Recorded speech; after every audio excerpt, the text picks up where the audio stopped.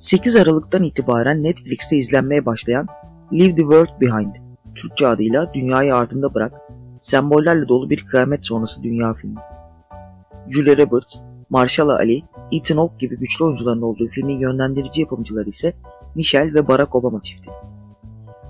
Elbette bir film incelemesi yapmayacağız. Fakat filmin arka planında konuşacağımız asıl mevzuya gelmeden önce filmin konusunda kısaca söz etmekte yarar var.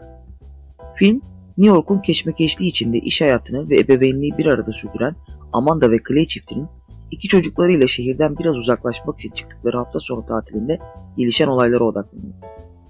Çiftimiz gayet güvenli ve rüya gibi başlayan tatillerinde gece yarısı kapılarında beliren kaldıkları evin asıl sahipleriyle ve tekilsizleşen bir dünya ile yüzleşmek zorunda kalıyorlar.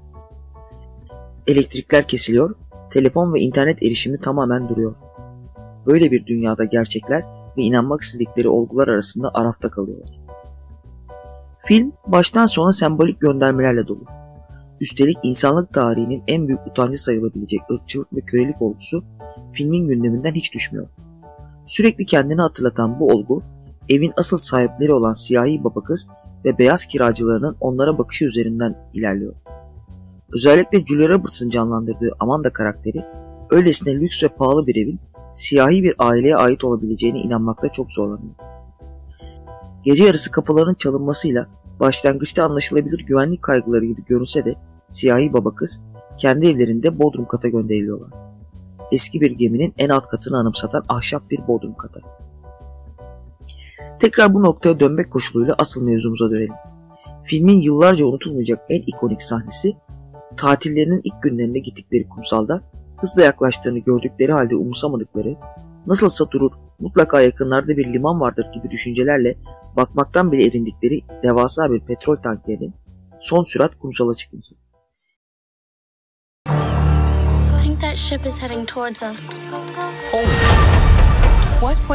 Geminin adı film boyunca gündemden düşmeyecek ırkçılık meselesinde en büyük gönderme, White Line.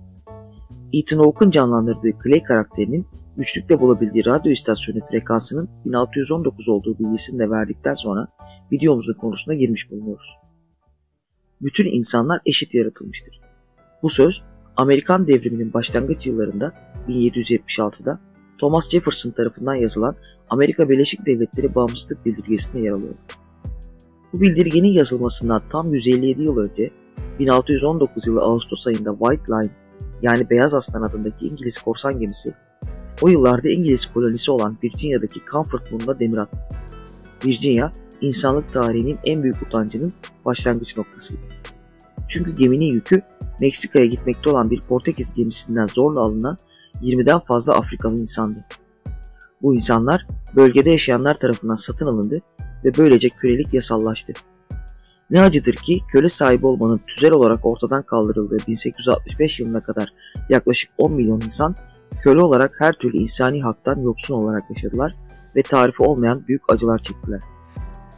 Bütün insanlar eşit yaratılmıştır sözünü bağımsızlık bildirgesine koyan Jefferson ise başkan olmadan önce Virginia valisiydi ve kendisinin de birçok kölesi vardı. White Line gemisiyle birlikte Angola'dan gelen bu insanlar insanlık onurunu ayaklar altına alarak yıllarca sürecek iğrenç bir sistemin ilk kurbanıydı. İlerleyen yıllarda da doğdukları topraklardan koparılan birçok Afrikalı bu zorunlu yolculukta hayatlarını kaybedecek ve okyanusa gömüleceklerdi.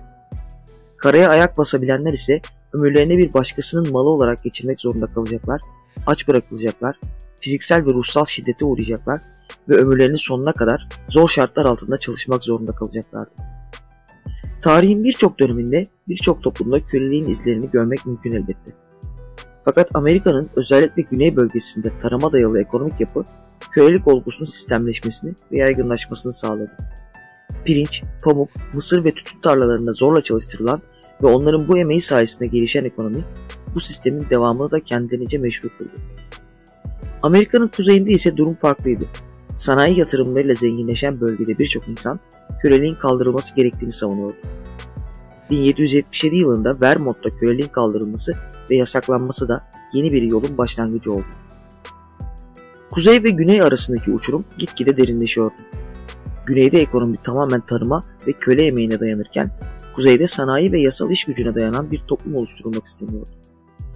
Nihayetinde köleliğe karşı olan ve yasaklanmasını isteyen Abraham Lincoln 1860 yılında Amerika seçimlerini kazanınca güneydeki eyaletler Amerika Birleşik Devletleri'nden ayrıldılar ve Amerika Konfedere Devletleri adında yeni bir devlet kurdular. Tüm bu güneyli eyaletlerin tek bir ortak motivasyonu vardı. O da utanç verici kölelik sisteminin devamıydı. İki güç arasındaki kölelik sistemini merkeze alan derin kültürel ve siyasi anlaşmazlıklar iç savaşı kaçınılmaz kılıyordu. 1861 yılında başlayan savaş 1865 yılına kadar devam etti ve insanlık tarihinin en kanlı savaşlarından biri olarak tarihteki yerini aldı. Sonucunda ise kuzeyli eyaletler galip geldi ve Amerika Konfedere Devletleri yıkıldı. Kölelik ise savaş daha devam ederken 1863 yılında yayımlanan bir bildiriyle kaldırılmıştı. Fakat Teksas eyaleti bu bildirinin halk arasında yayılmasını engelledi ve köleler 1865'te savaşın sona ermesinden sonra bunu öğrendiklerinde aslında 2 yıldır özgür yurttaşlar olarak yaşamaktalar.